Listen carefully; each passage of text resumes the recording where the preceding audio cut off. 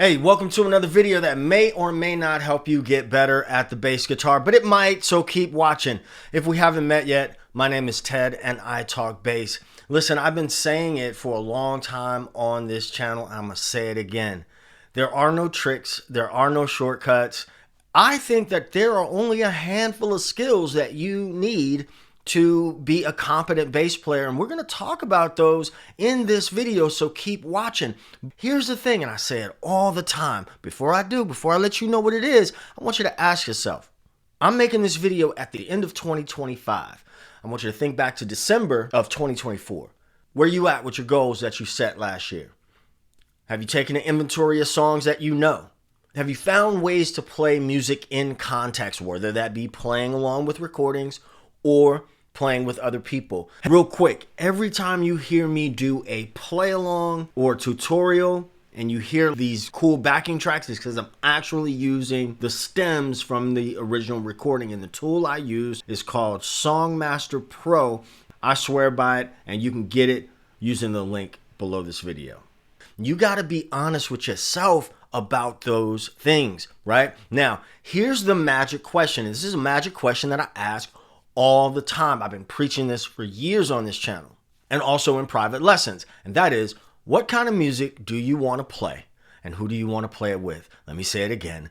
What kind of music do you want to play and who do you want to play it with? That's going to shape a lot of things. In my opinion, that's going to shape a lot of things as far as, what route you take. My quick story is, when I was a kid, some of you guys know this, Prince was my guy, right? So, it's 83, 84, Purple Rain is about to blow up, 1999, it's hot. And that was the music that really moved me. It was Prince, it was the Prince universe, so Jesse Johnson, The Time, everything that was out. I was also into like the Europop stuff, the Duran Duran, Talking Heads, not that Talking Heads is Europop, but you know what I'm saying. So it was a matter of, here is the music that I am attracted to, even though I grew up in New Orleans surrounded by jazz and blues and rock and roll, right? So those things sort of crept into me, but where my interest was that funk stuff. So I went in that direction first and then kind of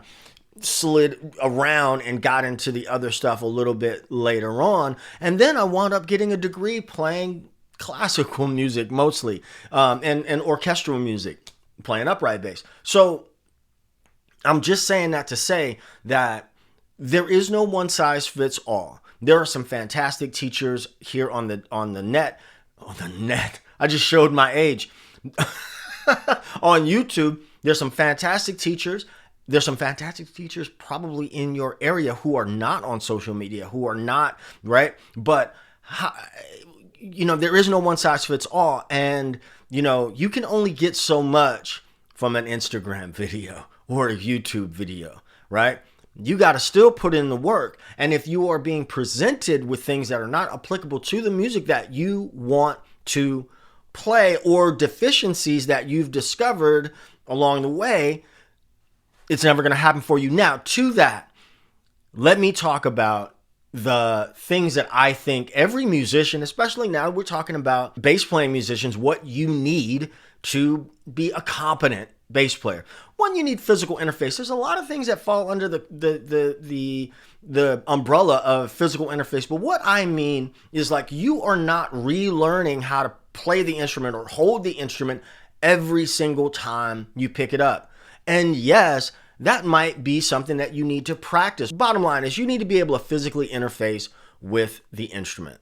And of course, that includes technique. You need, your positioning and string crossing and all that stuff fall under that umbrella. Skill number 2 that you need is, you need a good sense of time. And when I say musical time, rhythm to me falls into this category. So what do I mean? You need to know how musical time works, how fast or slow something is, how are beats grouped into measures, rhythm, right? So, which we could probably be confident in saying that that's probably, like at the top of the list before you get into a whole lot of other things, right? So 4/4 time, 3/4 time, 6/8, I'm going to say this. unless your bag is like crazy fusion or some different types of metal or whatever, man, don't worry about like odd time signatures and stuff like that. That ain't got nothing to do with you right now. You dig? So how beats are grouped into measures. I'm going to say double meter and triple meter, right? So you 4/4, 2/4, 3/4, 6/8, 12/8, those things. But 4/4, man, they don't call it common time for nothing. Most of the stuff that you listen to, especially if you in the funk, you know how much, I'm not saying that triple meter can't be funky, but most of the funk that you listen to is in 4/4 time. So, and 1 is king. You know what I'm saying? So in that category, rhythm, right, it naturally falls into that category. What is rhythm? Rhythm is the pattern of sounds and silences. Can you hear and feel that? While we're talking about hearing, ear training, can you hear high sounds, low sounds, right? Can you hear the difference? Can you hear intervals, the difference between a major third and a minor third? But check this out. Those two things that I just talked about, they're kind of in that other thing of physically interfacing with the instrument. So if you can hear and feel musical time, do you know when you're not playing the right note at the right time? All of these things are in this same house. You see what I'm saying?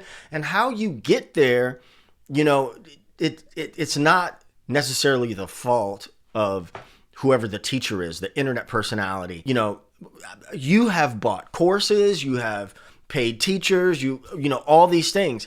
And listen, I gotta call it what it is. You know, you pay for that lesson, you go to that lesson, and then you drive home or you log off, and then you go on and get into the rest of your life, and you don't come back to the instrument, and then want to talk about the teacher. Well, I mean, you know, teaching is its own skill, but it's not always their fault. Look, I ain't trying to be hard on you. I'm just trying to tell you that you still got to do the hard.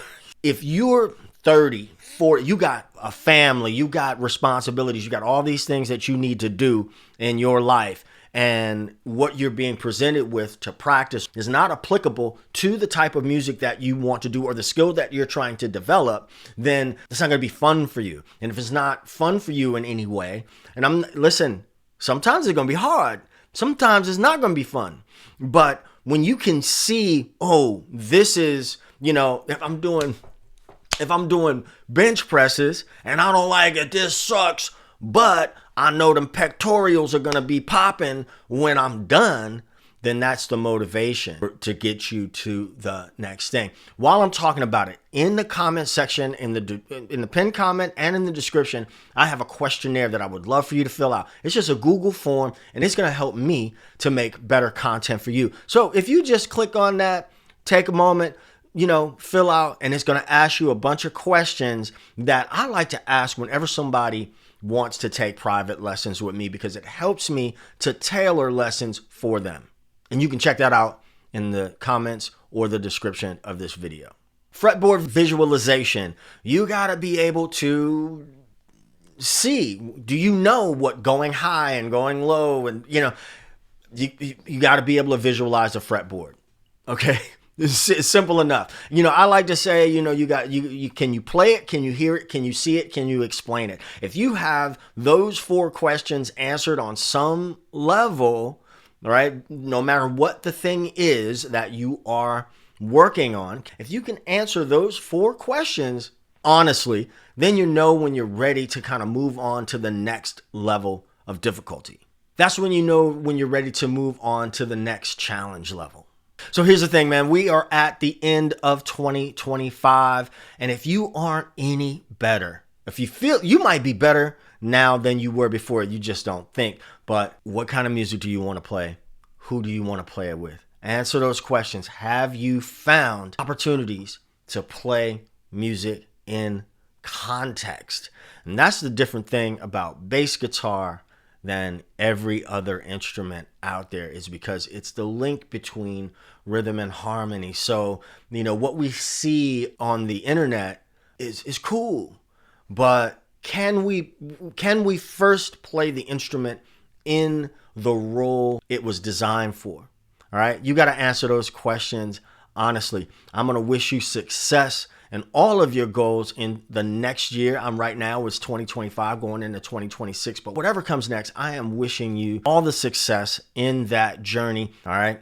Like the video if you like it, subscribe if you haven't. I wish you all the success in the new year. It ain't rocket science, it's pocket science. Peace.